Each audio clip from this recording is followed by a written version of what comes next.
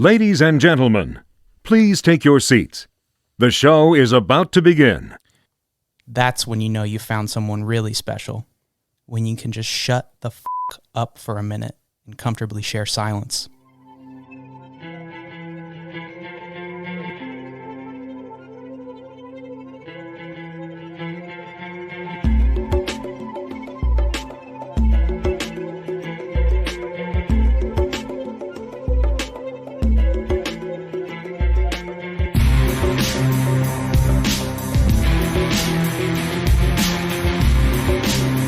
Welcome back. You are listening to Three Guys in a Flick. This is where we review the good, the bad, and the absurd. Tonight's episode, Pulp Fiction. Beware spoilers. Coming to you from Jackrabbit Slims, my name is Don. And to my right, we have our man in Amsterdam. This is the comic book guy, John. Yo. And to my left, we have our guy from Inglewood. This is the Professor, Ken. Good evening. And making his first public appearance, the Gimp. This is Danny. Hey guys, thanks for having me. Yeah, well, welcome to the show. Glad to be here. Yeah, glad to have you. Glad to have you. We'll see if you feel the same at the end of the show. We shall see. We are talking about Pulp Fiction, 1994. This movie comes to us as a recommendation from Danny. So, hey, Danny, why Pulp Fiction? Oh man, Pulp Fiction is one of my absolute favorite movies, and after doing a couple rewatches, it might be my absolute favorite movie ever. It has some of my favorite actors. It has some of the best sequences in film I think anybody could ever ask to have in front of them. I mean, it's often studied. I've seen it on a list of greatest films of all time. I read someone say that you get intoxicated by it, and that was absolutely my feeling during this rewatch. I'm still intoxicated. I could watch this movie anytime. It's beautiful. All right, that's awesome. You both have seen it, I take it? Yes, sir. Yeah. Uh-huh. Did you see it in the theater, Professor? Uh-huh. Did you like it in the theater? Uh-huh. The comic book guy, did you see it in the theater? I did not. I actually had to rent it the first time. Shocker. I remember seeing it back in 94, and yeah, I mean, fucking Pulp Fiction. This was one of those movies that I had heard about, but I had not seen, and I think it wasn't until after I really got into the Kill Bill series that I decided, I think I need to go watch Pulp Fiction, and loved it. Wait, are you telling me that Kill Bill was your first experience to Quentin Tarantino? It was not, but I didn't realize at the time that I had already popped my Quentin Tarantino cherry when I watched True Romance, which is one of my favorite movies too. But that he didn't direct it. No, He but did write it. that was one of the movies he wrote. Right, but he didn't make the movie. So Well, you it's didn't not have- really one of his movies. Yeah, but you didn't clarify whether he wrote it. I didn't think I had to. So you're But saying one of the 9? Yeah. It was the first of the 9 that I had seen. That's where my question was. So, released on October 14, 1994, Pulp Fiction was directed by Quentin Tarantino, screenplay by Quentin Tarantino and Roger Avery. It stars John Travolta, Samuel L. Jackson, Uma Thurman, Harvey Keitel, Tim Roth, Amanda Plummer, Ving Rhames, Christopher Walken, Bruce Willis, and a bunch of other people. How'd this movie do, Don? This movie was made for a modest $8 million, and it brought in $214 million. I think it's one of the most successful independent movies of all time. I heard some people say it was maybe the first independent movie to really kick off that phase of Hollywood where smaller movies would get picked up. Yeah, I would agree with that. Yeah, I mean, you're in the almost mid-90s, and so, I mean, you have Kevin Smith coming out, you have Quentin Tarantino showing up, Robert Rodriguez. I mean, all of these directors would go on and, become somebody's, and it all started with the independent flavor. One of the things I think is most impressive about this movie and about Quentin Tarantino's casting is the fact that he took 2 people who were pretty much on their way out of Hollywood. Bruce Willis had a string of bad movies, and so nobody was really that interested in him. And John Travolta, after Look Who's Talking and all that, nobody was even thinking of him, puts them in this movie and just relaunches both their careers. I don't know if he relaunched Bruce Willis's career. Bruce Willis will always be Bruce Willis, Right. John Travolta, 100%. And he made Travolta fun again. And when you saw this movie, Pulp Fiction is one of those films where you either love it or you hate it. There really is no in between that I've found. And I know a lot of people that do not like this movie, and I get it. I don't agree with it, but I get it. But yeah, this movie was kind of a game changer. I've heard multiple statements from Travolta saying as such. He even went so far as to say this movie gave him his soul back. Yeah. Yeah. And you can see it on screen. Since we're here, let's get into this cast a little bit. You have John Travolta, which we just talked about, Samuel L. Jackson, Jules Winfield. Does Samuel L. Jackson have the career he does today if he doesn't make Pulp Fiction? He has a lot of he has like over 200 movies under his belt, but I gotta say that I think that this really solidified him on the map, because before this he didn't necessarily have a prominent place in a movie, and whenever he shows up in a movie now, he sticks out like a sore thumb. He is Samuel Jackson, and I would think that it's partially because of Pulp Fiction. Yeah. It feels like this movie created that Samuel L. Jackson character that we know and we see in all the other movies. Yeah, and it really is his swagger, and let's be quite honest, it's the way he says motherfucker, right? I mean, that's Samuel L. Jackson. Jackie Brown also helped as well. Yes. And, spoiler alert, I like Jackie Brown better than Pulp Fiction. Ooh. Maybe we should open this up a little bit, because what we're talking about, maybe not everybody is necessarily aware of, and Quentin Tarantino and his movies, as he puts it. There are 9 Quentin Tarantino movies, and he is he's very upfront about this. And didn't he say that he only wants to do 10? Yeah, that's what I heard. He's going to retire at 10 and go to just writing movies. He is not, and producing. He will not direct another movie after the 10th one. Unless one of those films, and this is just what I hear, unless one of those films was a Star Trek, and then that wouldn't count in his movie catalog. Oh, I would love to see him direct. I'm pretty sure it was close. I mean, he's not doing 4 now, but it was close. I mean, they were in talks. I would have, fuck, a Star Trek Quentin Tarantino movie? Fuck yeah. Has he hinted about the 10th movie yet? Because I know he's talked for years about doing another Kill Bill.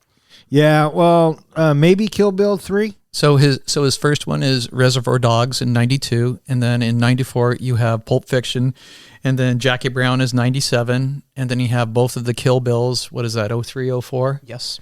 And then after that, then it's Death Proof at 07, Inglourious Bastards 09, and then after that, what's after that one? Django Unchained, baby. Right, 2012. Yeah, and then The Hateful Eight in 15, and then Once Upon a Time in America.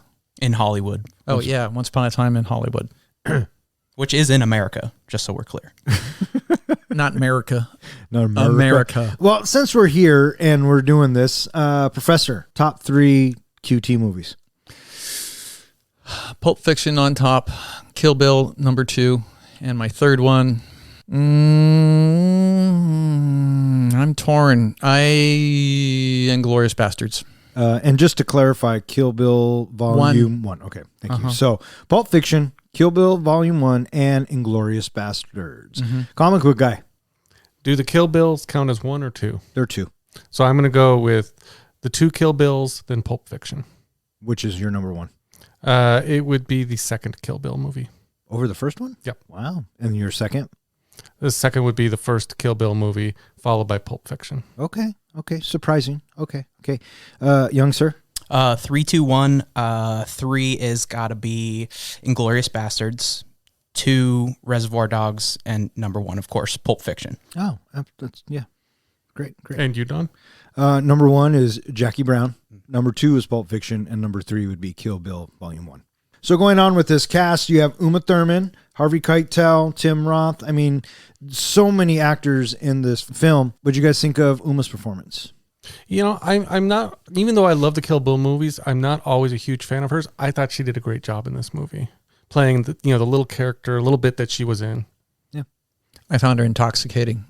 My eyes were locked on her in the theater and watching her. She was so captivating, and I have to say that I felt a little awkward because I'm sitting next to my wife and I'm having feelings for Uma's character up on the screen. Oh dear. Yeah, but you got to know, as soon as she's introduced to us, she's trouble. Oh, with a capital T. With a capital T. But she is very mesmerizing. 100% agree with that. She's beautiful. I mean, the dialogue delivery is just, it's stunning. It's stunning. Intoxicating is a great word for it. Yeah, and all of the dialogue in this, it just kind of just runs off their tongue. You know, it just feels so natural. So snappy. Yeah. Christopher Walken? Always one of my favorites. Yeah. He just delivers in every movie he's in. Yeah, for him in his little bit that he gives, and that ridiculous story. Oh my gosh. It's a long little bit. Yeah, it is hilarious having him give that story to a little kid. And I got to say, I think one of the funniest parts, or I always laugh when I hear it, is when he says, a pilot named Wanaki. A man he'd never met before in his life. I'm just surprised he can deliver with a straight face about the watch up his butt. Oh my God, that's so funny. And it's funny that you say butt and not ass. I am a huge fan. His voice, again, it's iconic. It's funny because I grew up with him almost playing like farcical roles. Like he had been this famous actor for a while. And I mean, my first memory of him is probably on SNL talking about golden fleece diapers. So to see him in such a role that is comedic, it's very funny. Is it all one take? Except for maybe one quick shot back at Butch when he turns around to start talking to him? There's a couple of different camera shots in there, and there's a wide shot, and there's a tight shot, and there's a very up close shot where the background is very fuzzed out, and you can just barely make out Mother, and then you have a medium shot, to end it. And then of course we have really at the time the only name that actually got them additional funds was Bruce Willis. Yep. And I thought Bruce Willis was fantastic in this role. Butch is one of my favorite characters for sure, and I thought he just fucking nailed it. You would like Butch. Of course I would. He's a bully. Am I a bully? I've listened to your podcast. I see how you treat your friends. Yeah, we'll let the listeners determine that one. Was he your favorite? Who, Butch? Yeah. No, he wasn't my favorite. Who was your favorite? We're going to do this now. My favorite character, it would probably have to be our man in Inglewood, Jules Winfield. For me, Jules is fun. Vincent is fun, but again, I got to go Jules, number one. Yeah. Danny, who's your favorite character? I think Mia Wallace is my favorite character. Really interesting. She's fascinating. There's multiple layers to her. I can't quite figure it out after seeing this movie over a dozen times exactly what she's thinking at different times throughout her scenes. So there's like a little bit of mystery to her character. Professor? Jules. Yeah, very much so. His personality, the way that he carries his character on screen is so impressive. His conviction to his character just makes it look effortless. Yes. And having that dialogue to back it up, and then he brings the attitude with it that is needed for this character. He shines so brightly. Yeah. And Travolta, Vincent's good too, but yeah. A close second for me would be Winston Wolfe. Great very brief, but I mean very impactful. It says Harvey Keitel actually convinced his friend Bruce Willis to take the part. Oh, really? Willis was a huge fan of Reservoir Dogs. He worked on the film Bruce Willis only worked on the film for 18 days. That's short. Yeah.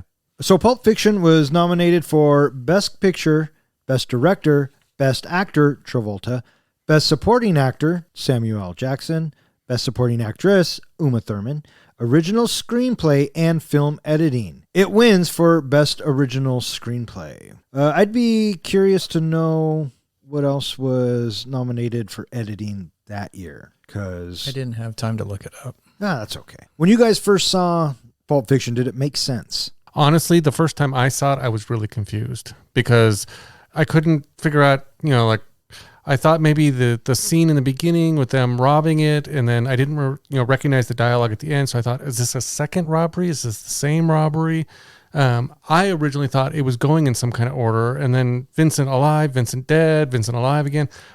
It was really confusing to me. Professor? It worked as soon as we have the bit towards the end of the movie where the wolf is having them change into the clothes. Then it clicked. It's like, oh, and then from there, then everything fell into place afterwards, and that's why they look like that, and that's why there's these sudden clothes changes. That's why Vincent is back into the movie again, right? And it all clicked, and then we're back in the diner. Oh, this is awesome! Yeah, and then it kind of just blew your mind, right? Mind blown. I was pretty young when I saw this movie. I was probably 9 or 10 years old. What? Yeah, I was young. My parents told me I was never allowed to see this film. It was extremely hyped up. We had parental controls growing up, so my parents would lock all the explicit content, but I knew the code. So one day, I sat my ass down on the couch. Young Danny watched Pulp Fiction in its entirety. I was strapped into a roller coaster. I had no idea what I was looking at, but I was absolutely mesmerized. Oh my gosh.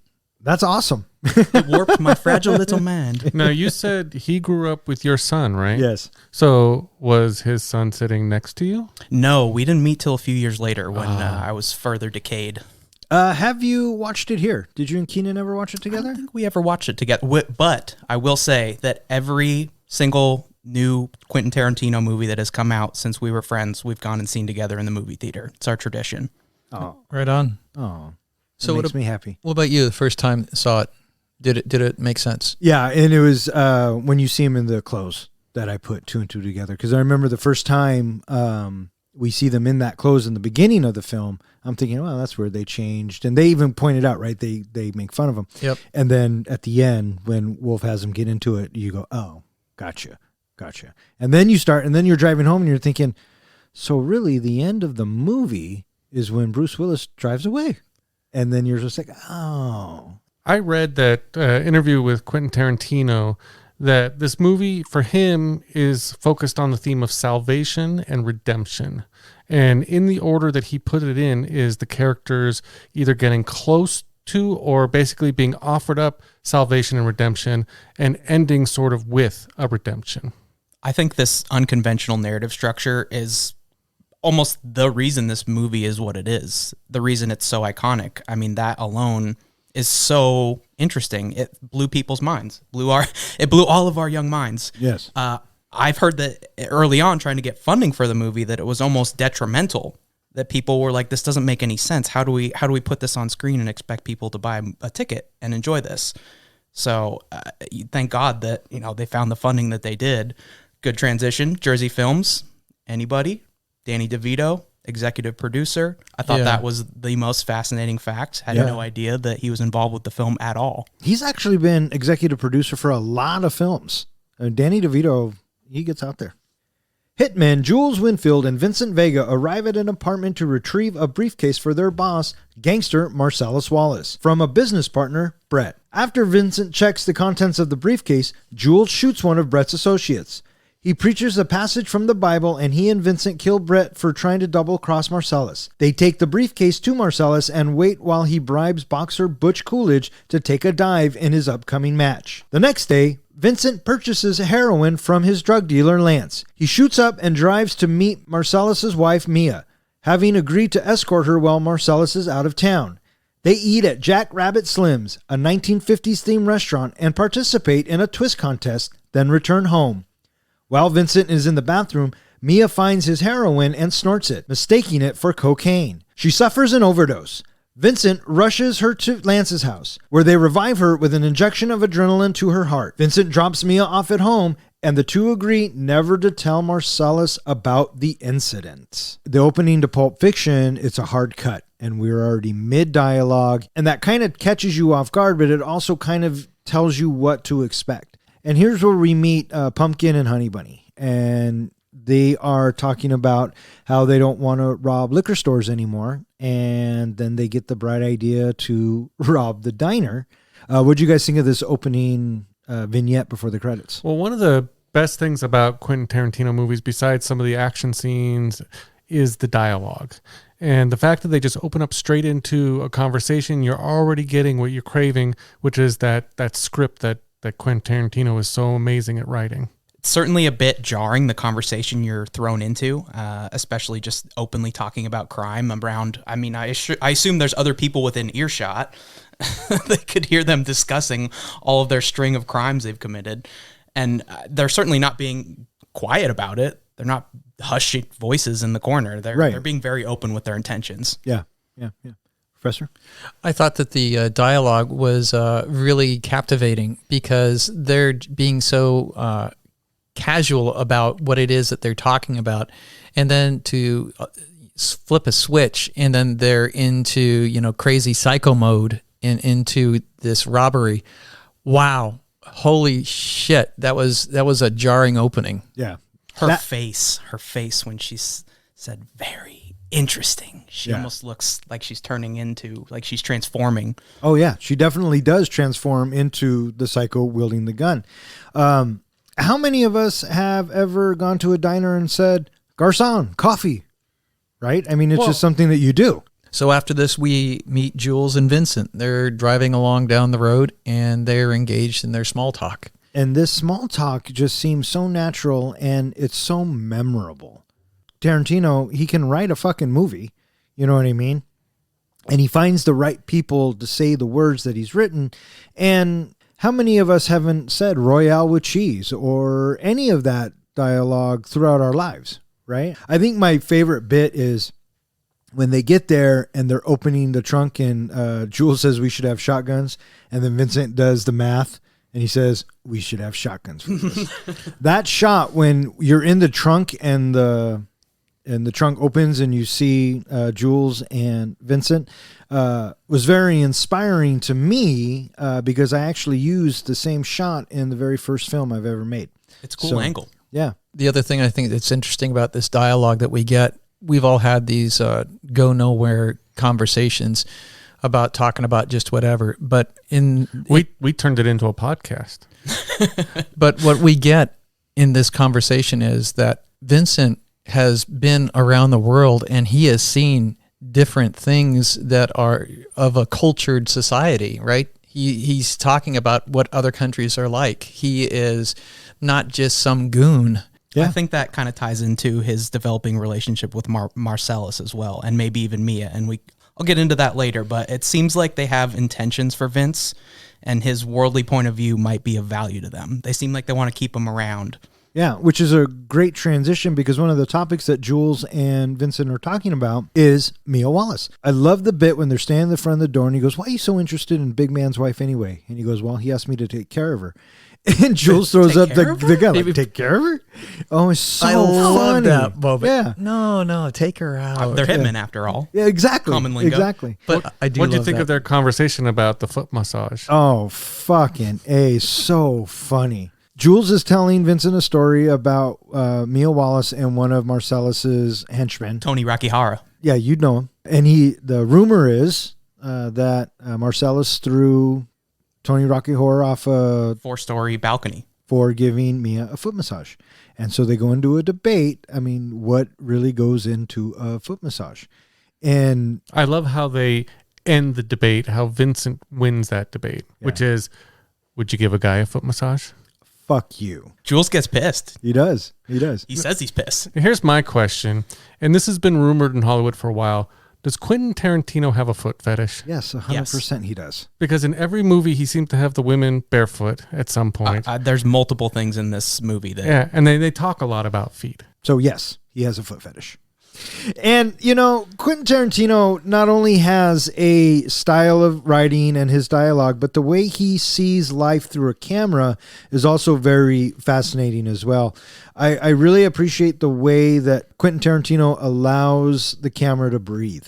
And a great example of that is we have a tracking shot from Jules and Vincent from the car. We're not there yet, because first we go up the elevator. And then once we get out of the elevator, then we have the tracking shot of them going down, not but they do like 3 turns down 3 hallways. Right. But my point is it's a tracking shot. Yeah. Right. And it stops on the door. And then it's not quite time yet. So let's kick back. And instead of tracking with them, all he does is he just pans to the right and they walk down and they continue to have their conversation. But you can still hear him. You know what's going on, but he just allows that moment to breathe. And it's the foot massage conversation. Yes, we get a conclusion to the foot massage, which is great. And I like ending. Yeah, and after Vincent makes his point, Jules is very, measured. Yeah, and he You says, do have a point. Interesting point. And then he says, let's get back into character. And they walk toward the camera, and then we pivot back to the front door, and now we're in the apartment. I like that shot outside the door when they're just standing side by side. Yeah. Quote unquote getting into character. Yeah. And that's they're when he still says talking about me and Wallace. Yeah, and he says, why are you so interested in Big Man's wife anyway? So that's that moment. Yes. Quentin Tarantino will do this throughout this film, and that's what I really appreciated about it. But yeah, I completely agree with his camera style and the prowessness, how he chooses to shoot his scenes, because it is done so effectively. And he is very conscientious about how he's revealing his information to us, the audience. Absolutely. Throughout the entire film, I mean, he's very consistent. I can't think of a single shot in this movie where you're not like almost tilting your head thinking, wow, I feel like I'm being absorbed into this world he's showing us. Sure. Last thing I'll say about the outside and that shot leading us in. I feel like Quentin Tarantino is very good at putting us in a time and a place. And if you're not paying attention to the background in the car when they're having their conversation about Amsterdam, it's very LA. You can tell you're in LA. When they get out, you can tell it's Southern California. This apartment building that they're going into, 1990s, late 1980s apartment building. Now we are in the apartment, and Jules and Vincent are looking for the briefcase, and they find the 3 guys that have it. And so what'd you guys think of this whole bit? What you do remember your business associate, don't you? Conversation? Yes, that one. Oh, so good. I remember the first time seeing it, I was having problems connecting up how Brett fit into the picture and why Brett had the briefcase. But I guess he was a delivery guy. He was supposed to deliver it to Marcel. Never gets explained. You never explained? No. Yeah, this whole fucking bit. Jules walks in. He just owns the fucking room. And so much of this movie, I guess I could say that I took a lot of it, because there have been countless times. You remember when Jules asks him what he's eating? Big Kahuna burger, right? And then he says, cornerstone of any nutritious breakfast. And then what's in this? Sprite. Right. Good. Can I have a taste of can I have a drink of your tasty beverage to wash this down? And the look he's giving Brett as he's drinking all of it. You know how many times I've done that to my kids? I mean, countless. There's so many things in this movie that I still do today. And that's the impact of Pulp Fiction. So at what point during Jules, when his dialogue, would you have been pooping your pants? As soon as he walked in the door. Oh, yeah. As soon as I saw that Jerry curl. And then Brett feels like he has to explain. He fucked up. You can tell. He made a mistake, whatever it was. And then Jules shoots the dude on the That couch. was the point where I was like, okay, this is not going to end well for them. Oh, I'm sorry. Did I break your concentration? So good. Just the terror in Brett's face and his physical acting as soon as he shoots him. I mean, it's loud, obviously. They're in a small apartment building, but he just violently starts shaking. Yeah. And then the whole what bit. I mean, you don't know whether you're terrified or if you're supposed to be laughing, because I remember fucking laughing. That might be one of my favorite lines in the movie. Does Marcellus Wallace look like a bitch? What? Then why'd you try to fuck him like one? I didn't. Yes, you did. Yes, you did, Brett. And Marcellus Wallace doesn't like to be fucked by anyone but Mrs. Wallace. And what is that an example of? Oh. That is an example of our favorite word, foreshadowing. Your favorite word. So they find the briefcase, and let's just throw this out here now. What do you guys think's in the briefcase? There is, according to the internet, there are 4 different things that could be in the briefcase. And those are all made up by people. I know. They absolutely, 100%, because Quentin Tarantino's already answered the question, but I'm going to throw these out there to see if you guys, in your head, could envision this in the briefcase. All right, wait, let me see if I can guess. Okay. I know his soul is supposed to be Soul one is of them. one of them, of Marcel's soul. Right. Okay, what are the other 3? the diamonds from Reservoir Dogs. Oh, I think I heard that one actually. Yep. But why would it be gold? But go on. Well, they just say, they're shiny or whatever. The third one is the gold Elvis suit from True Romance. And the fourth one? A orange light bulb. Which would you like to see in that briefcase? I thought our comic book guy would mention the theory about a comic book. Oh, I have not heard that one. I forget which comic book specifically, but there's some comic book nerds that say it's like one of the rarest comic books, maybe like Superman first edition. Action Comics, yeah. Yeah. You got a prediction or thought of what you envision in that briefcase? Way back when there was a movie poster of Pulp Fiction. It's a classic movie poster with Uma Thurman laying on the bed. And supposedly there was a solid gold 45 sitting in front of her as opposed to the normal 45 on the regular poster. And I've always liked to think it was that. Professor, was there anything that you pictured in the briefcase? Not what I pictured, but what I have come to think based on tidbits of comments and things made over the years was that it is his soul.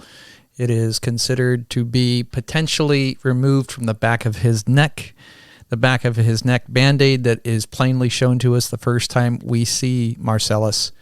Somewhere, supposedly the rumor is somewhere in the Bible it states that if the soul could be removed, it would be removed from the back of the neck. Does anybody know why he is wearing the Band-Aid?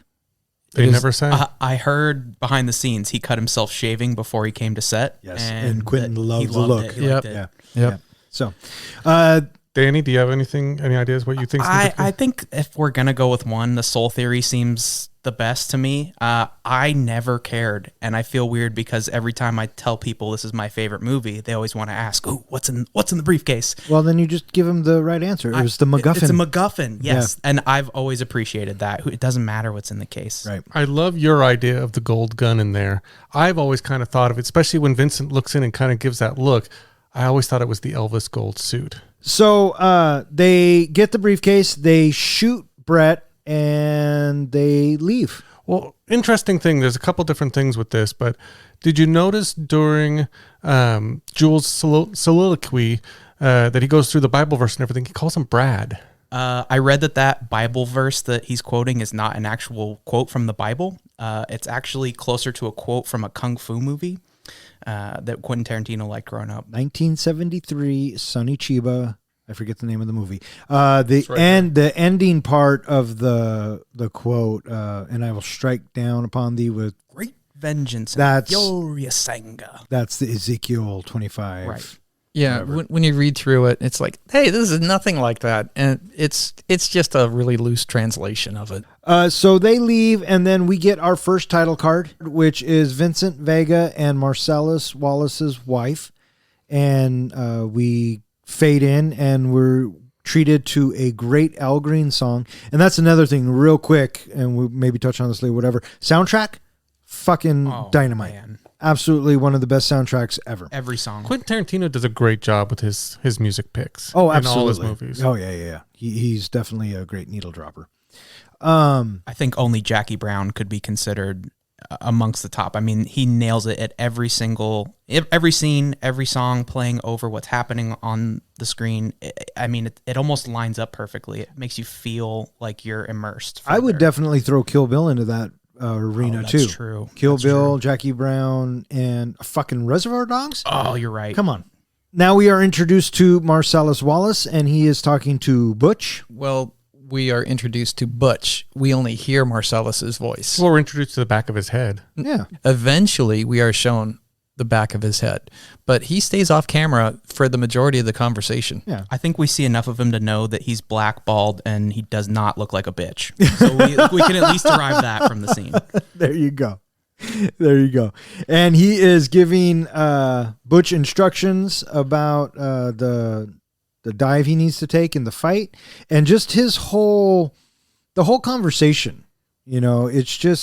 It just flows, and it's fucking brilliant. He's trying to tell him this is a good deal. Take the dive. You can retire. Everything will be fine.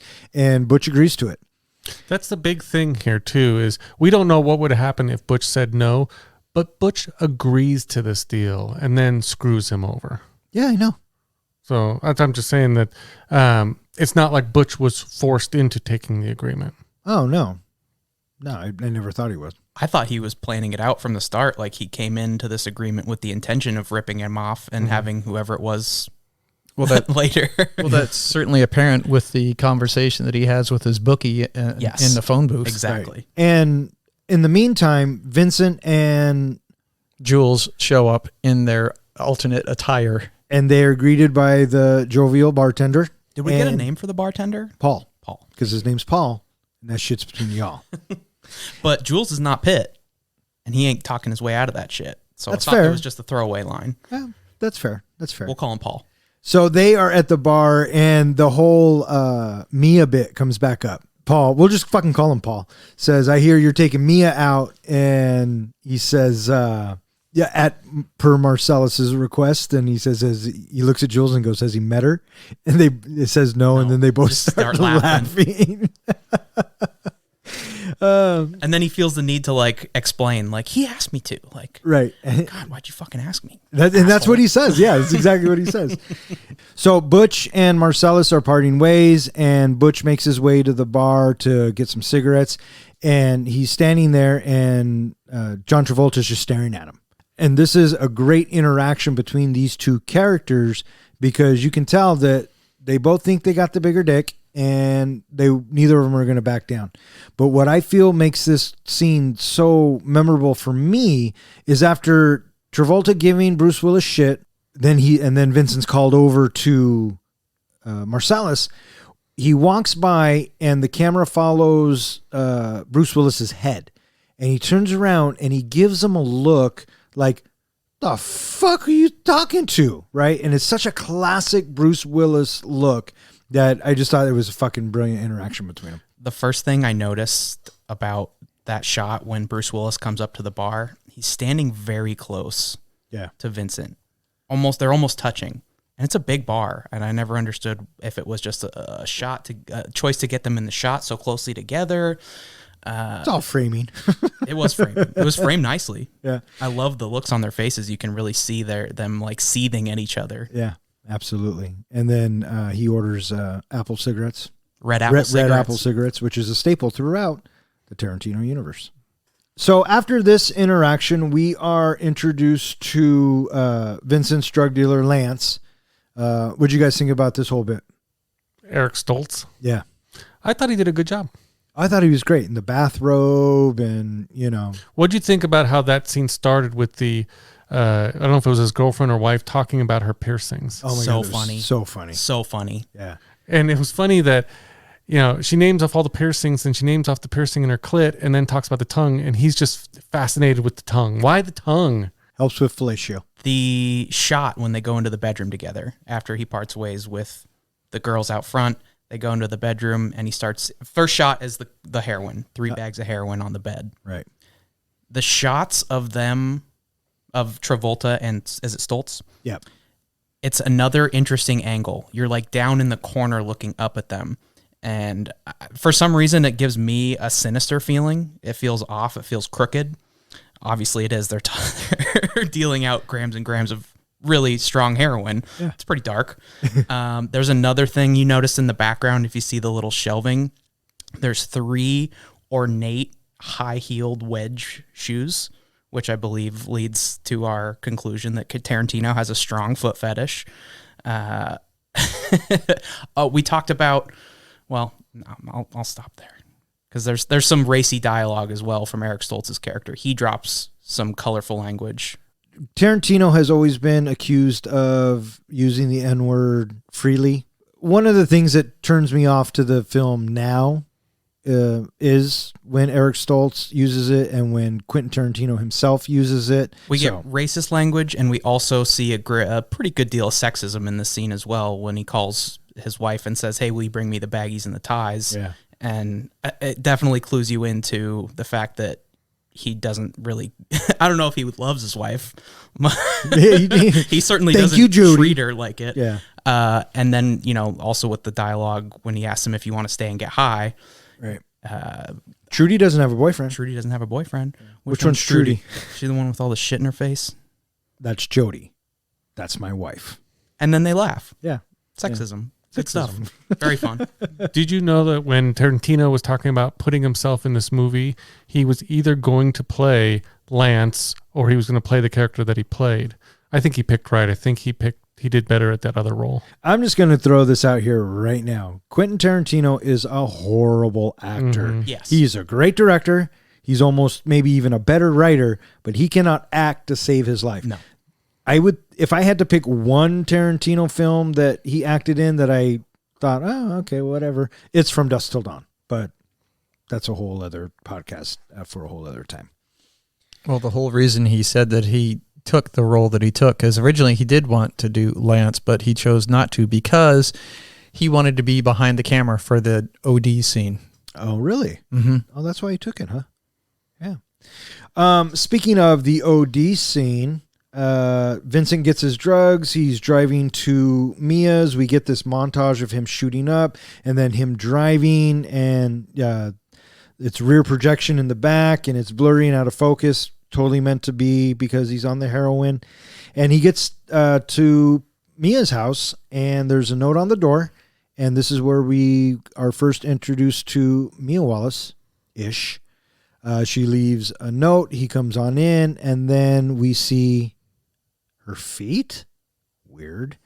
And then we see that she is watching Vincent through monitors and talking to him over the intercom. What do you guys think of this bit? Danny, you said it earlier that Mia is a fascinating character, that it's hard to kind of figure her out. You know, she talks about that she's upstairs doing these things, but really she's just sitting at, those video monitors, almost like, because that's almost like a God position watching over your subjects. And it's like she's having that power over him at that moment. Yeah. Going back to the heroin injection, they literally show you step by step. Hey, this is how you do heroin. And I don't know. I mean, other than maybe Train Spotting, I don't know if I've ever seen such gratuitous drug use in your face in a film. And I mean, Tarantino is showing you he's unzipping his little bag. He's cooking the heroin on an old spoon. You see him puncture his arm and the blood shooting up. Yeah, bothered into me. the syringe. It's extremely disturbing, and it makes me sick to my stomach every single time I see it. It's unsettling. It's scary. It's gross. And frankly, I'm always like, I mean, it is a Tarantino movie, so he does take little liberties with reality, and granted, Vince did just get back from Amsterdam. He must have a pretty high tolerance for heroin, but the fact that he just shot up and is now functionally driving to his boss's house is amazing. Did you hear how he prepared for this scene? No. How? Basically, Quentin Tarantino told him to go talk to some heroin users. So he went, I believe, to a rehab and spoke with them. And one of them told him, without doing heroin, if you want to know what it feels like, drink a bottle of tequila and sit in a hot tub. So he went home and told his wife, this is my assignment. I got to drink a bunch of tequila and go sit in our hot tub. And she said, okay, I'll join you. So they lined up shots of tequila all around the hot tub and sat there and drank. Yeah. I guess he found someone really special. Yeah. I guess the feeling was supposed to represent, that drunk feeling while being surrounded by warmth. And he said the heroin addict told him, now multiply that by 100. And that's what you got as heroin. Yeah. I did a little research on what it feels like to be on heroin as well. I obviously have never done that, but why is it obvious? Well, I mean, I guess still- it's not. I he's suppose still it's here. not. Maybe I should rephrase. Yeah, I'm still here. I was just shocked by the fact that Tarantino could get away with showing you step by step how to shoot up heroin in a film that's released nationwide. He did, and a lot of the criticism that came before he got the rating was they didn't want him to glamorize heroin use. And I think, yes, you have this bit and it's a montage and you got the song going on and it might look glamorous or it might look cool maybe, but the flip side of that coin happens 10 minutes later when Mia overdoses. That's the reality of it. And I think that's the scariest part of it. Did seeing him shoot up and get in the car and everything, did that change the way you felt about Vincent, or did it more make sense of why his character is that way? No, it didn't. No, he's a fucking hitman. It didn't change anything. I heard John Travolta phrase his understanding of his character that he thinks us as the viewers would view his character Vincent as an underdog and that we'd be rooting for him. And I was really surprised that he would phrase Vincent or really portray him in that light or think that we would be rooting for him really at all. I never felt like I was on Vincent's side during certainly not during this piece of the film. Well, he is a Scientologist, so he's probably a little loony. Shh, they're listening. I don't give a fuck. So I was struck when he was paying for his heroin, that fat fucking wad of cash that he pulled out of his pocket. How was that wad of cash even in a pocket? That was a ridiculous amount. And then, to watch him shoot up, I have to say it was extremely jarring and disturbing when I was watching it the first time. I remember thinking, holy shit, man, what are we doing here? Yeah. This is crazy watching this. And then we see Mia doing the lines of coke after that. It's just like, holy moly, this is just like turning into one big drug trip. I remembered thinking specifically, like, I don't know if this is my movie. At least the music's good. Yeah, you got the music going. And yeah, these are not good people. This is definitely a crime story for sure. So Vince picks up Mia and they go to Jackrabbit Slim's, and this is a 1950s theme restaurant. What did you guys think of the whole bit of the conversation dialogue and then the dancing bit? I thought the dialogue was great. Danny quoted that for the beginning of our show about the awkward silence and all that. And it did kind of feel like a first date, but like maybe obviously Vincent didn't want to be there. He was hired to be there, basically, or told he had to be there. And it was awkward. It was awkward for both of them, but they did have to, they started to build that sort of chemistry between them. Tarantino talks about how throughout this movie, he's recycling old tropes. And the one trope that he mentions specific to Mia and Vincent is the old shtick about the muscle has to take the boss's wife out and he can't touch her, but he has to be nice to her and show her a good time.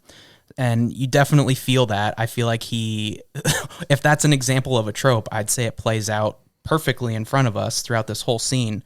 Vincent is obviously, you can tell like there's a couple missteps he has, like he's still a little high on the heroin. He's absorbing this space as we are. I mean, the set is incredible. This is one of my favorite scenes in the movie, not just because of might be one of my favorite pieces of dialogue in any film, but this massive set they constructed for Jackrabbit Slim's is phenomenal. It's eye candy. There's references throughout, too many to even mention here. Yeah. And we get Steve Buscemi. Yeah. I don't think Buddy Holly's much of a waiter. Did you catch the reference to another Tarantino movie in their dialogue? Well, it comes about later on. I mean, which one are you thinking? Kill Bill. But it's the Fox Force 5. Yeah, Fox Force 5, he describes basically the Kill Bill cast.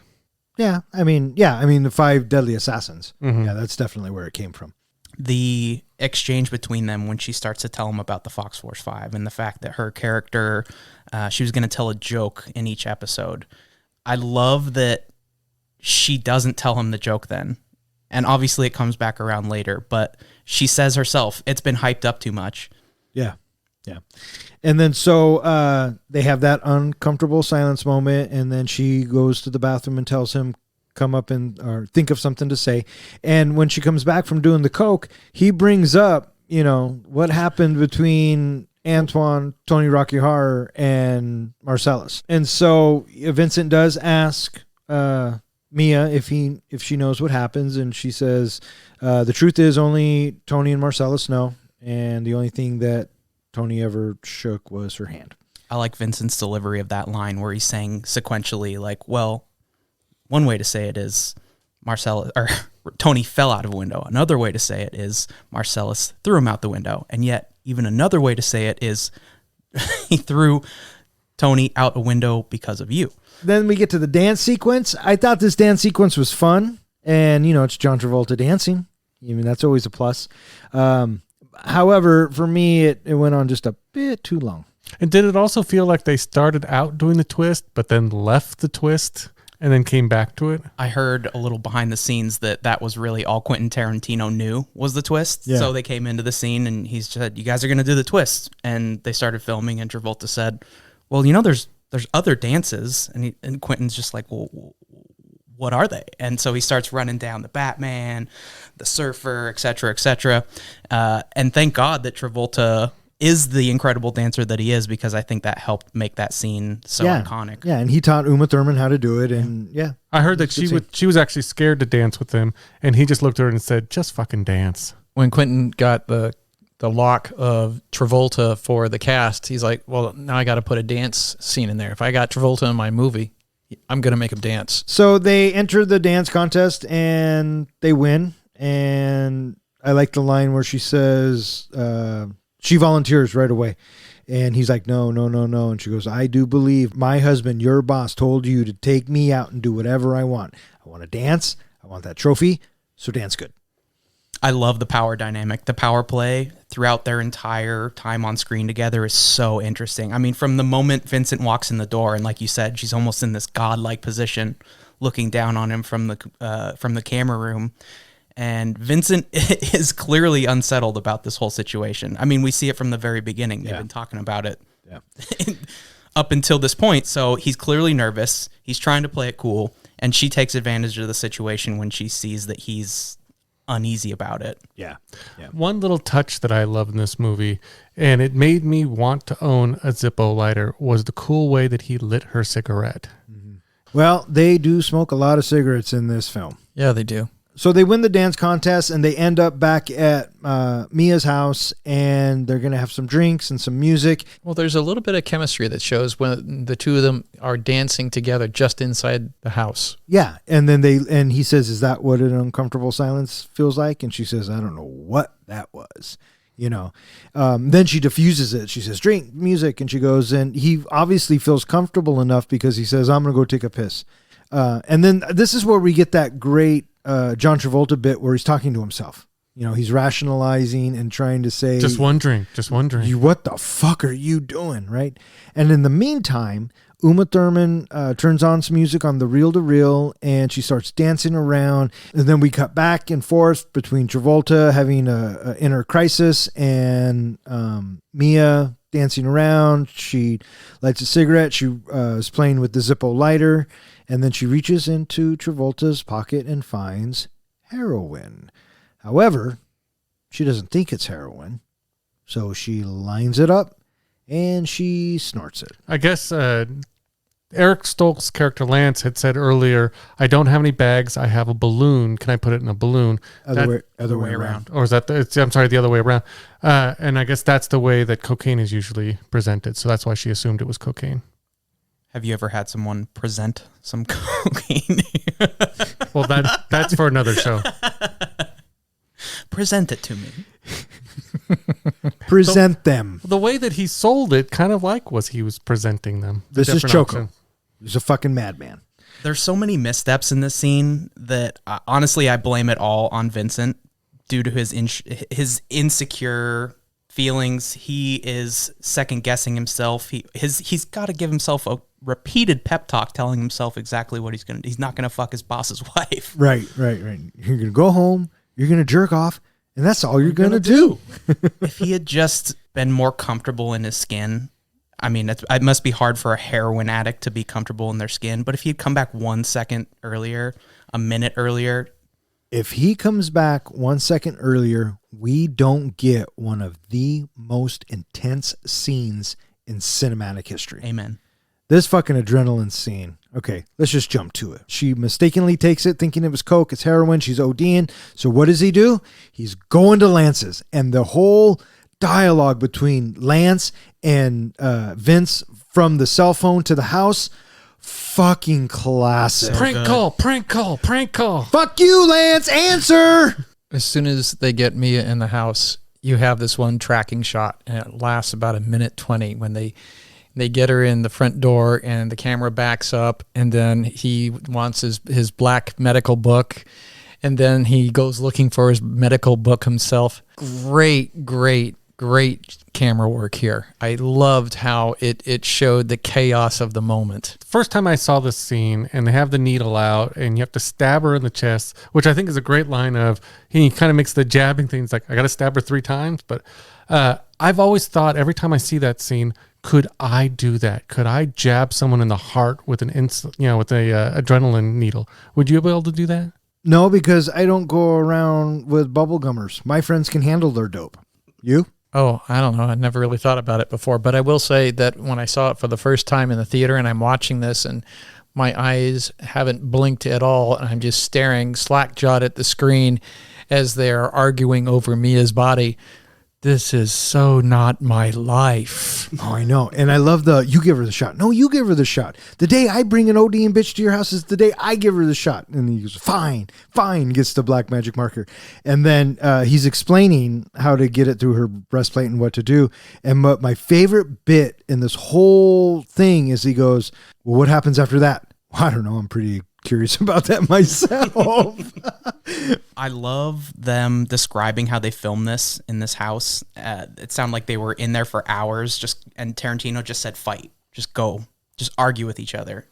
And you can tell, like, through some of these shots that they're sweating, they're red. They've been working at this for a while. Yeah. I just like the scene of when she does wake up and she screams and jumps back. You can still see that needle sticking out of her chest. If you're okay, say something.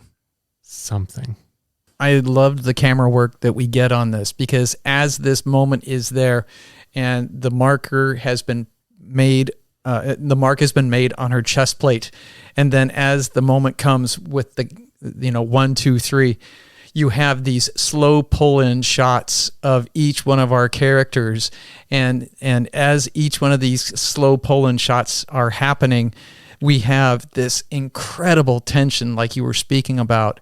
Having this moment, I cannot think of a more intense feeling I've had in a movie, in anything else that I ever saw the first time through. It was just incredible having that 1, 2, 3.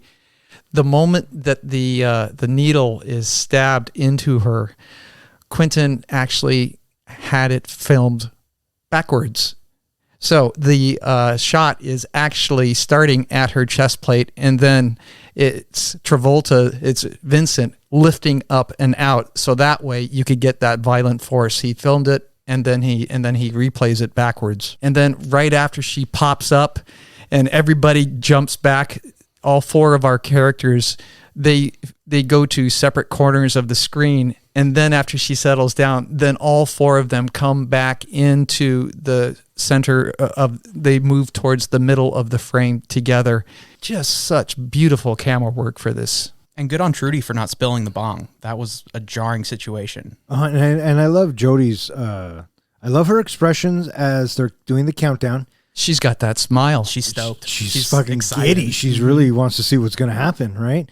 And then when Mia's okay, whatever, she's all, that was fucking trippy. Yeah. That was so good. And then how different Mia looks. She is so transformed into this goth death figure in the passenger seat and in the passenger seat as they're driving home. She looks a world different than what we had earlier in the evening. She almost fucking died. Mm-hmm. Yeah. So he takes her home and he says, how do you want to handle this? And she says, well, if Marcellus knew about this, I would be in just as much trouble as you. Mm-hmm. And he's all, I really doubt that. And then so they agree. And I love the fact that after he says, she says, I can keep a secret if you can. Just to be extra sure, he says, shake on it. Yeah, it's such a good moment. And I think it's at that moment that she says, hey, do you still want to hear that joke? And then we get the tomato ketchup joke. And he chuckles, which is nice. And then she walks away, and then he blows her a kiss, which I thought was sweet. So I felt like that the reason why the joke, this is just my feeling, that the reason why she tells the joke is I think it's her only way that she is able to say thank you, because she doesn't say thank you to anybody for saving her life. And it's maybe her way to atone for her behavior and what she has put everybody through, that this is the only thing that she has to give that is going to say, thank you. Yeah. Butch bets the bribe money on himself and double crosses his Marcellus, winning the bout but accidentally killing his opponent as well. Knowing that Marcellus will send the hitman after him, he prepares to flee with his girlfriend, but discovers she has forgotten to pack a gold watch passed down to him through his family.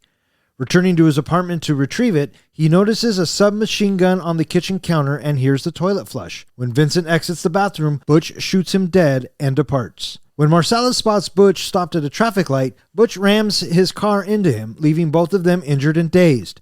Once Marcellus regains consciousness, he draws a gun and starts to shoot at Butch, chasing him into a pawn shop. As Butch gains the upper hand and is about to shoot Marcellus, Maynard, the shop owner, catches them at gunpoint and binds and gags them in the basement.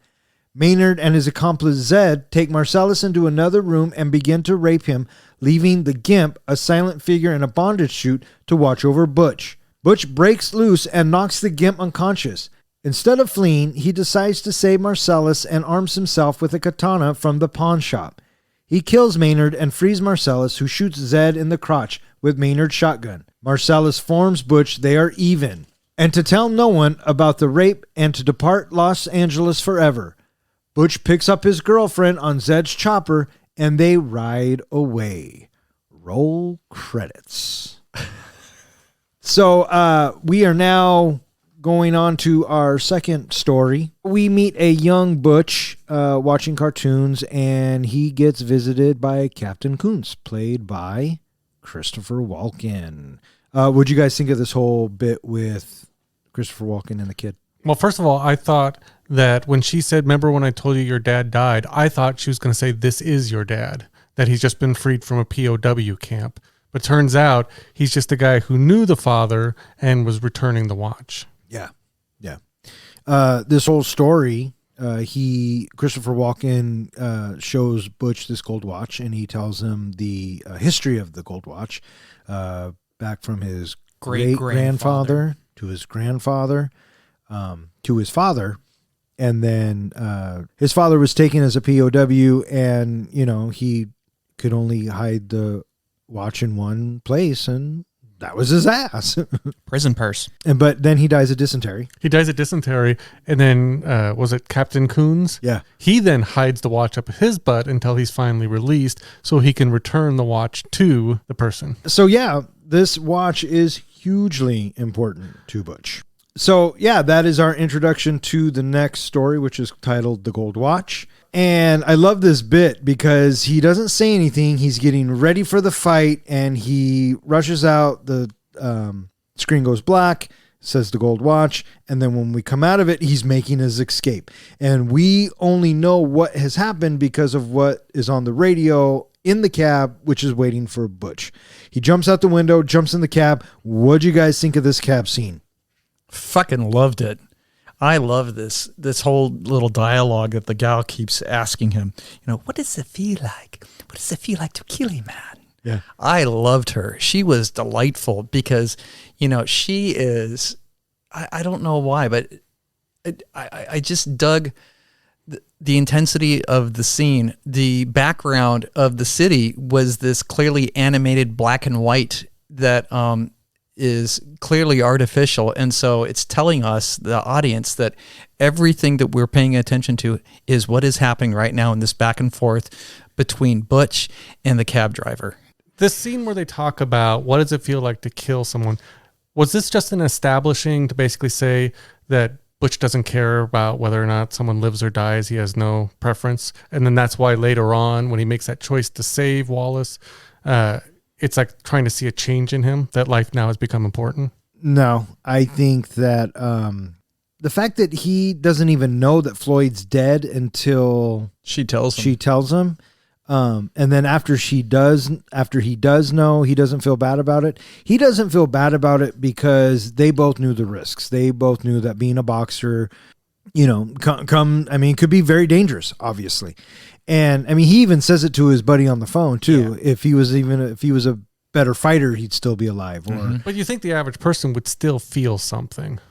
I look at that scene in comparison to what we were just shown with Butch and his forefathers. Every single one of them was a soldier, and I feel like it's safe to assume that his father, his grandfather, his great-grandfather all killed people.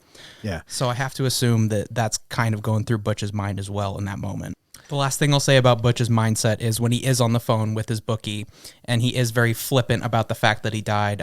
My take every time when I hear Willis delivering that line is he is contemplating something internally, but he's not going to share that to anybody outside. Maybe he would open up to his woman at some point down the line, but he seems to be shoving that down. And like you said, he knew the risk. If he was a better fighter, he shouldn't have fucking gotten the ring in the first place. So whether or not he's projecting or not is obviously up to our imagination, but I think Butch is kind of chewing on that a little bit. And so the Esmeralda Villalobos brings him to the hotel or motel that they're staying at, and this is where we meet Fabian, Bruce Willis's girlfriend. And I got to say, this bit of the movie drug a little bit for me, and it slows us down, and I don't want to say it kills the vibe, but for me, it definitely slowed us down. And if I could pick any scenes out of this film that I would take out, it would probably be the scenes with Fabian, really. Any thoughts on their dynamic as a couple? I liked them together. I thought that they were very sweet together. I thought it was a little gross. I always thought Fabian seemed quite a bit younger than Butch and certainly more naive or at least oblivious to all these horrible things going on around her. She seems very unaware of what Butch is involved in. She knows that they're doing something bad and they need to run away, but she almost doesn't want to know what the reason is behind that. Yeah, Well, for sure. Okay, but previously he's just a boxer. To her, he's just a boxer.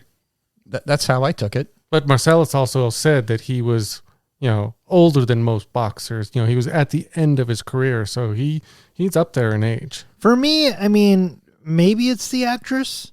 I didn't buy that they had chemistry, and she comes across more annoying than anything. And maybe she's designed to, maybe she's written to. But yeah, I just didn't like the character. My problem with their chemistry was, first of all, the way that, he talks to her is kind of talking down to her. He says a lot of negative things that really upset her.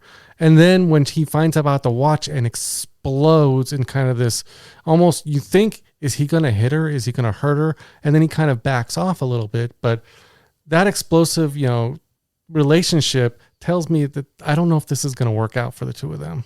I keep thinking about that too throughout the scene. As we learn that they're planning to run away together, I think this is a view of what their relationship is going to look like, where Butch flies off the handle, he breaks stuff, she cowers in the corner, and thankfully he doesn't hit her in this instance, but I think it doesn't leave much up to the imagination that he's not far off from doing that if he thinks she really fucked up. Well, you have to also think about what she forgot to do. True. There was nothing more important to him than that watch. So, because that was the most extreme, obviously we got the extreme reaction, which is him throwing the TV. But he immediately brings it in. I never once thought he was going to hit her. He got really super pissed, and then he brought it back down, and he said, "You know what? I should have told you how important it was to me. This isn't your fault. It's mine. I should have been more clear than how clear I already was, right?" And then, I mean, obviously when he decides to go back and get the watch, he's in the car, venting about it. But, yeah, I don't know. Would you have gone back for the watch? In same circumstances? Even saying you pretty much have gotten away. No. I'm sorry. Did I receive the watch in the same circumstance? Yes. Fuck yes, I would. You would do it. Yes. Professor, would you go back for the watch? I don't know. I mean, this is basically, you could be basically making it easy for them to catch you and kill you by going back for it. But if this was the only thing that I had from my father, whom I didn't know, and my whole life being, knowing what he went through to get me this watch, yes, I would fucking go get it in a heartbeat. You, Danny? I don't want a stinky ass watch. So he has to go back and get the watch, so he goes to his apartment. I dug the tracking shot. It lasts just about a minute. Absolutely. When he pulls up, looks around, gets out, and then, then we follow. Because he didn't obviously park in front of his apartment complex, which was great. So he has to walk through a vacant lot, and we track with him the entire way until he gets to the fence. And then we get to the courtyard, and then he goes in. And I love, he puts the key in, and we get a close-up on his face, and he exhales and opens up and walks in. How does Vincent not hear him walking around? Yeah, he's taking a shit. I guess. I meant to bring that up in the apartment building when they were killing Brett and his associates. How? I mean, they do say we'll get to that. We circle back to that, but I mean, no one's gonna hear that. A loud door open. He slams the door. He's walking around. Vincent's. It must be a powerful shit.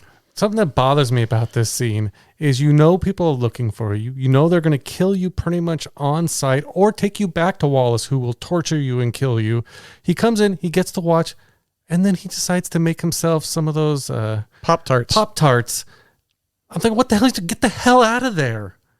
Yeah, well, he was feeling pretty confident at the moment. And That moment. yeah. And then his eyes lock on something. And I think that is delightful how we have that. What is he looking at? Yep. That just stops him in his tracks. And we find it's a MAC-10 machine gun. With a silencer. And as soon as he picks it up, the toilet flushes. And then the door opens and it's fucking Vincent Vega.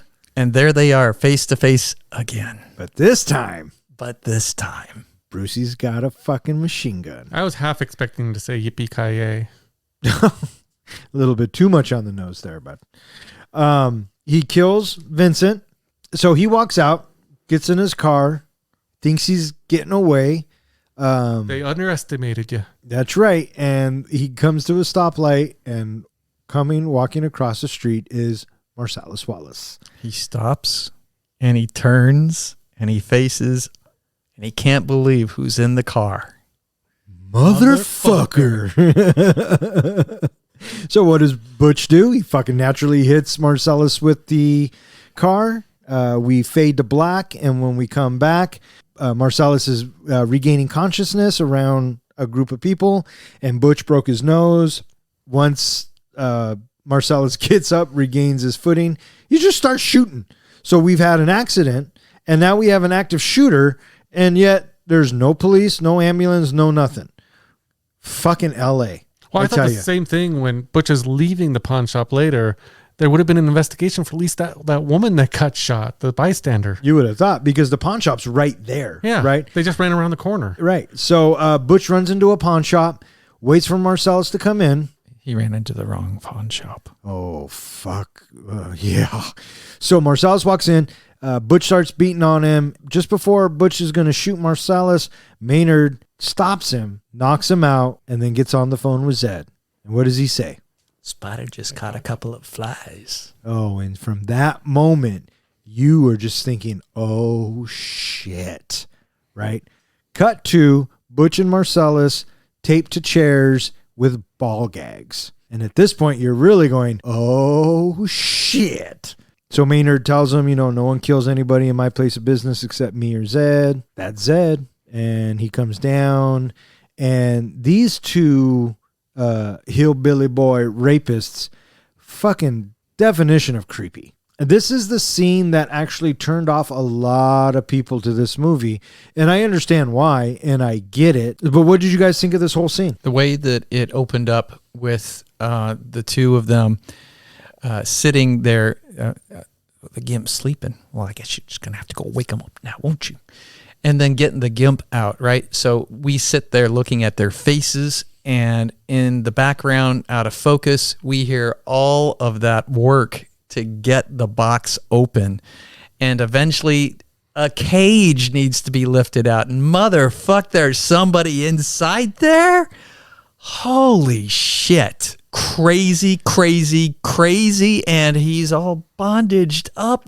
Oh my God. He's the ultimate sub. Just the sound when he comes and he crouches down next to Zed, and Zed's ringing his fingers on the top of his head. Yeah, just intense. It's like, what the fuck? What rabbit hole did I go down into? And then you get the expressions from Marcellus and Butch. They can't believe what the fuck is going on too. And you're right with that ringing when he's petting his head. Fucking creepy. I just kept thinking, what tangent have we gone on? Where is this going to go? It didn't make any sense. Like, why would Tarantino put this kind of, diversion in the movie? Shock value. So they pick Marcellus. They take him into the fun room. The door slams, and then immediately the sounds begin. Right, and we get that tune. I think it's called Comanche, and it just keeps going. And again, you hear the grunting, and you know, Tarantino is, you know, taking a page right out of Spielberg's book. Less is more. Right. Absolutely. You're only hearing what's going on, which I think makes it even worse. And while it's all going on and there's grunting, you know what's happening. Butch manages to free himself from the chair. I love the Gimp's reaction when he does. He's trying to scream, but he's got the he's zippered up and he can't do it. And he's one punch. And yeah, one punch, knocked out. Well, he's a fucking boxer. He's a fucking boxer. Right. So he walks up and he's gonna leave. He's on his way to freedom, but I think he knows that if he saves Marcellus, there's a good chance that he'll be able to walk away from this. So I like the bit where he opens the door, pulls out a hammer. Well, no, he's gonna leave. Yeah, Contemplates. He contemplates, right, and then he's like, "Fuck." He can, right, and then he goes back. Because he can hear them downstairs. Right, and again, the moans are the grunts are getting louder and just more and more and more.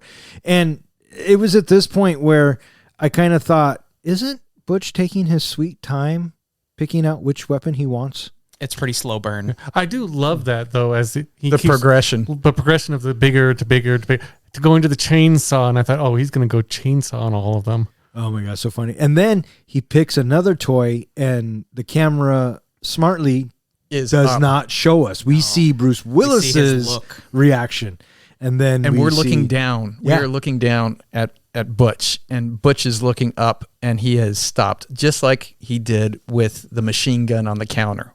And we find out it's a katana. I think he picked the best one. So he picks the katana. He goes downstairs, and I think this is probably you thought the heroin scene, the shooting up scene, was disturbing. I don't think there's anything more disturbing than watching Maynard's face watching Zed and Marcellus, and just that look and that just fucking gross, right? The me next look. Yeah, I mean these two are very much rapists, right? And there's no sugarcoating that. These two fucks are scum of the earth, but you can see Maynard is getting off on this, and that's just wrong. You know what I mean? And you notice as it's going on and on and on, Bruce Willis walks in, and Marcellus notices him. Oh, I love it when Butch is slowly walking down the stairs. His face is completely bloodied. The front of his white shirt is completely bloodied, and he is slowly, deliberately walking down those stairs with that sword out front. Frightening watching him come down the stairs. Yeah, and then he goes to work. He takes care of Maynard, catches Zed off guard, and then, you know, he's toying with Zed a little bit, going, "Go for the gun, I dare you, I dare you." And then you hear the shotgun cock, and it's fucking Marcellus, and I love that line. "Step aside, Butch." Marcellus shoots Zed in the balls, and just that whole... This dialogue between Marcellus and Butch is so good. And I love how when Butch says, "Are you okay?" "Nah, man, I'm pretty fucking far from being okay." That's such a great delivery. And then Marcellus goes on his little tangent. "I'm going to call up some brothers. We're going to go to work on the homes here. I'm going to get medieval on your ass," right? Hard pipe it. Yes. Hard pipe hitting. And then Butch was like, "No, man, I mean... Or what about us?" Because he's more concerned about that. And then I don't know if you notice this, but it's very prominent to me. He says, "Oh, that now what?" And Marcellus drops his arm with the gun, and then Bruce Willis does the same thing as like they're getting ready to defend themselves just in case something pops off. But Marcellus says, "You know what? There is no you and me." I appreciate that Marcellus never looks at him. He basically, it almost felt like what we, in Goodfellas, that I have to turn my back now. Basically saying, you don't exist anymore. If you leave, never come back to LA, I won't come looking for you. Yeah. I mean, he's basically saying, you saved me.